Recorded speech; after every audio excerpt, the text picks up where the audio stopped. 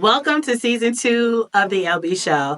I'm Elle Bee. This season, we're changing it up just a little bit. We're giving you more facts and less opinion. Make sure you go to our website to check out all of our resources so that you can do some additional research on your own. Now, prepare to get stung because the solve is not included. Welcome back, everybody, to the Elle Bee Show. We're in season 2 now. Yay, us. So, this season, we are talking about double standards. I know, another heavy topic, but we have to do it. Before we jump in, though, I do want to say that in this season, we want to be a little bit more informational and less opinionated. Season 1, I realized I went off on a couple of tangents. Sorry, but not sorry about that. However, as a Black woman, I'm always going to be about the upliftment of Black women because that's what I do. That's part of what I study, what my focus is on in my degrees. And I don't want to be a show that is about tearing down Black women because we get enough of that from the outside world as it is. So we won't be doing that anymore. So moving forward, it'll be mostly facts, a few opinions sprinkled in here and there, and you'll get all of our resources, everything that we're referencing on our website. You'll be able to see things throughout the show. So with that being said, let's get started with women in politics. Now, as you know, we are in the fight of our lives for this presidential election that's coming up on November 5th. Here's a quote I want to give to you from our Vice President. You may be the first to do many things, but make sure you are not the last. Now, when it comes to Black women in America, we all know that Black women do pretty much bear the brunt of a lot of things. We do the hard work. We go the extra mile. We work twice as hard just to get half, maybe a fourth of what everybody else has. And we're kind of sick of that. So let's get a little bit about the history of America because I want to give you a little backdrop on politics, where we started versus where we are right now. So, as you know, America was founded in 1776, but was here way before 1776, obviously. Going back to the late early 1600s is when the first people got here on the Nina, the Maria, and the Pinto, Santa, the ships, okay? They lived on Plymouth Rock, yada, yada, yada, stole the land from the indigenous, the Native Americans, and then gave them smallpox. I'm just saying, but that's not what we're here for today. So, during the suffrage movement, women's suffrage movement, which came after the Civil War, and so many lives were lost because of enslavement and the economy. That's what it was about. Don't let anybody tell you different, but that's another story for another day. Women decided, hey, we want to have the right to vote. We want to have the right to be able to buy a home or buy a car or anything like that. We want to be able to do those things. We want to be able to vote. That's right. Women wanted their voices to be heard. Now, for the Caucasians, they were given that right. But for the rest of us, we still had a battle. So the women's suffrage movement, for those that don't know, was in the early 1900s. It was a time period. They were called suffragettes, and they were the ones that were going around trying to convince men, because that's what they had to do during that time period, that they had the ability to vote and make sound decisions.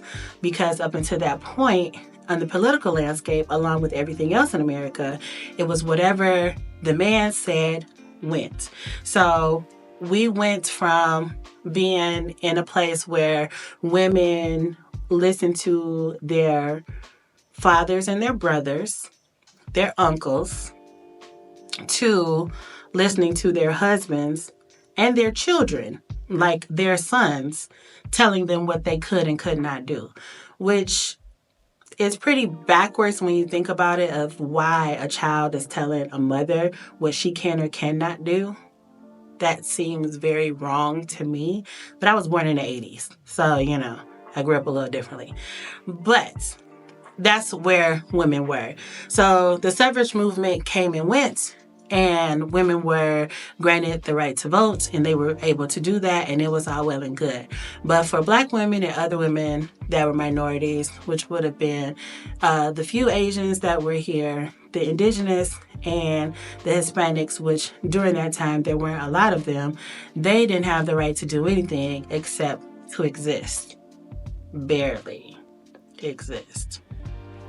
So here comes the civil rights movement, and starts in the 1950s, where Black women basically just came to the forefront and said, no more. We are going to fight for our rights. This is what we want to do. We want to have control over our bodies. We want to have control in the voting booth. We want to have control in the banks. We want to be able to buy our own houses, have our own credit, have our own car, decide what happens to our own bodies. We want to be able to vote. We want to be able to help put people in office to make the country a better place and make it be what we want it to be. You also have women that wanted to be in those positions of power, like the legendary Shirley Chisholm, who she was the first African-American woman to be elected to Congress in the 60s. She was also the first woman, not just woman of color, but the first woman to seriously run for the presidency of the United States, which back in the 60s was still a big deal because the Civil Rights Act had just been passed and all these other kind of things that were to be beneficial for minorities, which we talked about in season 1. It was, but it didn't benefit us the most. So yeah, there's that. So in the history of our country, there have only been 12 senators that were African American. 12 in the history since the 1700s that have been African American. And there have only been 3 that are women. 3. 1, 2, 3. Uno, dos, tres. Un, deux, trois. 1, 2, 3. 3. One of those 3 just happens to be Kamala Harris, who is our current vice president and currently running for president of the United States. We will get back to her in just a minute. Now, given the fact that there are only 3 women and only 12 African Americans total that have ever been a senator in this country, it goes to show how far we still have to go. Now, Congress, which is the House of Representatives, is a different story. There have been more women of color, more people of color that have been in those positions. However, those are only 2-year terms. Senators are 6-year terms. So there is a difference. And they do different things. Now, you should have learned this in your maybe high school governmental class, like in the 10th, 11th, 9th grade, somewhere around that time, of what all of these people do, what the different branches do, and all of those types of things. So the lawmakers, the senators, congressmen, those are lawmakers. They write laws, they write bills to get them to be put into law and all of those things, and that affects your life, daily lives. Now, the vice president and the president, they do 2 different things. And currently they're in this political climate, in this election race, there's so much controversy about why hasn't Kamala Harris done this or why she hasn't done that. Well, she is the vice president. The vice president does not sign bills into law. That's what the president does. Joe Biden is the current president. Now, her opponent, who is 45, well, he's just not the best person. And I'm going to tell you why. Okay, so 45, who we know is Donald J. Trump, who was the 45th president of the United States of America. That is who Kamala Harris is running against in our current presidential election. Now, when you talk about the type of double standards or discrimination, or however you want to phrase those type of things, adversities that women have had to face, a lot of it has to do with the fact that they are women and men not thinking that they are capable to do certain things. If you look at the history of the Supreme Court, which the inception of the Supreme Court began in 1794, so a long time ago, there have only been 6 women total that have ever sat on that bench as a Supreme Court justice. And none of them have ever been the lead justice. They've all been associate justices. Now, those women, Sandra Day O'Connor, who was the first woman, and she was appointed by Ronald Reagan in the 80s.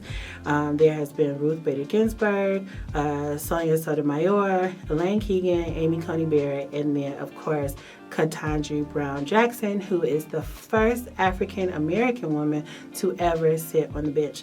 Now, in all of that time, to only have 6 women who have ever sat on the highest court in our land is pretty shameful, if you ask me. Compared to other progressive nations, which as Americans, we love to compare ourselves to other progressive nations to say that we are the best thing since sliced bread, when other progressive nations do so much more in their government than we do in ours currently. Ruth Bader Ginsburg was the first woman to ever argue a case in front of the Supreme Court, and she was heavy into the women's movement, into furthering the cause of women in our country, and she was highly discriminated against, one, because she was a woman, also because she was Jewish, and that was a huge thing, still is, unfortunately, and you can't help what you were born into or how you were born, and that's something that people just can't seem to get past for some reason or another. Now, with Kamala Harris going against number 45, who I just don't understand how people think he is just anybody worth being in office, because he is a convicted felon, and he has had multiple bankruptcies. He's also been very discriminatory for minorities and tenants. During the height of his real estate game, so to speak, he was very discriminatory towards African Americans in this country. And if you recall, maybe you don't, because this might be a little bit before your time, but the Central Park Five, he took out a full-blown ad to say that they needed to be locked up. Now, these are teenagers, young African American and Hispanic teenagers, that he, said, oh, they did this to this woman. Now, recently, as in a few weeks ago, he doubled down on it and said, oh yeah, they still should have went to jail because they did it, even though they were found not guilty. So that's what Kamala is up against. And that's what we as a country are up against. That is what's on the line. A man who is up there in age, and maybe his mental capacity is diminishing just a little. I don't want to say that it is, but he doesn't seem to be too aware. I mean, it's really giving diminished capacity. Who stands on stage at a rally and listens to their music for 45 minutes doing like this? somebody that doesn't seem to have it all together. And yet and still, people think that this person is a good idea to represent America in the highest office in our land. I think not. Now, let's touch on these double standards that are in Project 2025. There are so many things in that almost 1,000-page game plan of what is going to happen if 45 takes office once again to become 47. Now, when it comes to education, and the issue that arises is that he wants to get rid of the entire Department of Education and let the states decide what happens with the children. Now, where the double standards come in with this is that states can decide, okay, we're just going to be charter school only. Well, what if you live in a poorer area, city, county, that doesn't have a ton of charter schools? Or what if you can't afford to send your child to a private school? Does that mean that your child is going to receive a worse education, or teachers that are 10 times overworked than the teachers that are only 3 times overworked, and they'll be in a classroom with maybe 40 other kids instead of maybe 20 other kids? How is that fair? Because, you know, some of the greatest minds have come from inner city school systems that have gone on to do amazing things.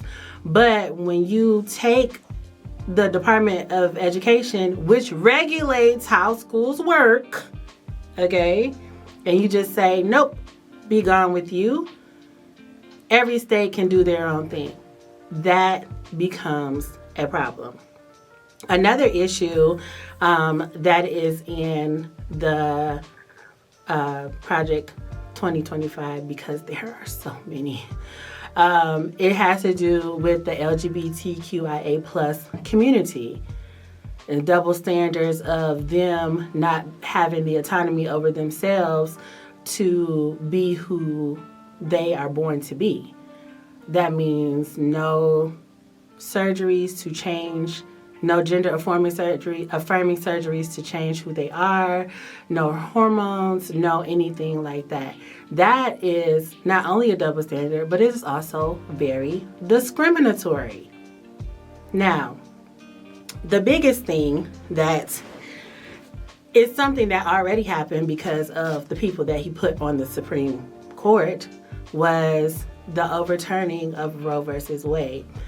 I don't know any other law in our country where it is dictated that a man can only do XYZ with his own body. But for a woman, and this double standard that the government has the right to tell you what you can or cannot do with your own body is ridiculous. Now, for those of you that are not aware, in these lovely United States of America that we live in, 41 states, 41 out of 50 have some type of abortion ban. That means that you cannot legally have an abortion in that state if it is something that is needed.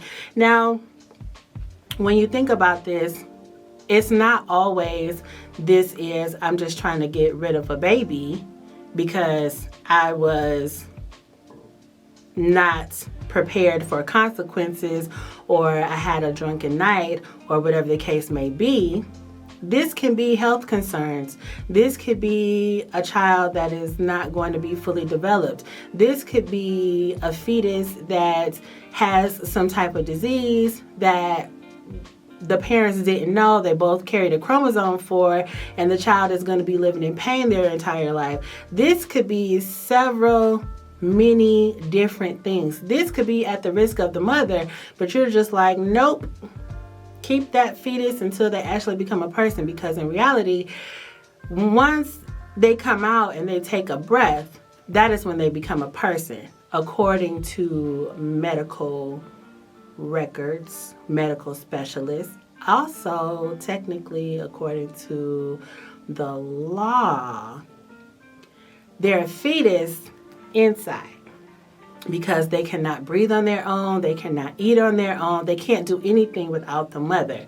But if there is some type of medical issue that hinders the mother from being able to carry said child to or said fetus to full term to become an actual living, breathing person, and they need to be aborted for the betterment of the health of the mother, they're like, nope, let's not do that. And there are too many cases that are coming up now where there could have been things that prevented the mother from actually dying, but they didn't. 2 cases in particular, one in Georgia and one I believe is in Iowa, where both young women had issues with their pregnancy, went to get medical attention, and the doctors were too afraid to do anything for the fear of getting sued and or going to jail because it was illegal. And so then what happened? The mothers passed away. Preventable. Very preventable. But because the government has control over what a woman can do with her own body, that is a double standard. That is just unacceptable. And that is the world that we're living in right now. That is what will continue to happen on bigger scales in so many facets of our everyday lives if 45 becomes 47. So we definitely need to prevent that from happening. Given the fact that Vice President Harris is one of the few people in the world that has ever, or in America, I should say, that has worked in all 3 branches of government. She was a federal prosecutor, she was not a federal prosecutor. She was a state's attorney in the state of California. She served in our U.S. Senate, and she is now the vice president, which makes her extremely, extremely qualified to be the leader of our country. I think the rhetoric around her is a little sexist, a little racist, a little, just a lot of different things of saying that she's not qualified, that she's not smart enough, that she doesn't have the capability to do the job of the president, which I'm just like, in what world are you living in that she's not able to do that? When you base your opinion on somebody's gender, that is called sexism. That is a double standard that women live with every single day, especially women of color. We have it way worse because we have to do way more just to even the playing field. And sometimes we don't even get to do that. So to all of the women out there that are thinking about going into politics, I say good luck to you because we need more of you.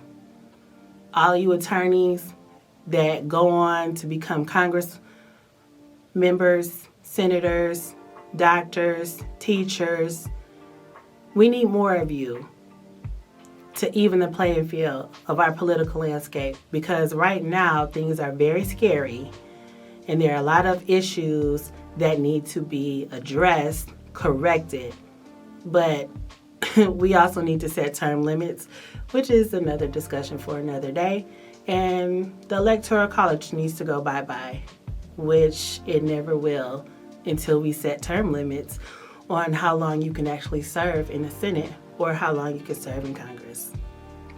So, with that being said, I do want to give us the definition of what a double standard is as we close out today's episode. Unconscious bias plus stereotypes equal double standards. By definition, a rule or principle which is unfairly applied in different ways to different people or different groups. Make sure you go vote on November 5th. Come back next week because we got more to talk about. Hey guys, it's RuPaul, and this is the most important election in history. The time has come for you to vote for your life. So get out and vote, and don't fuck it up. Thanks for tuning in to the Elle Bee Show. We hope you learned something today. The conversation doesn't end here. Send this to 2 people and keep it buzzing.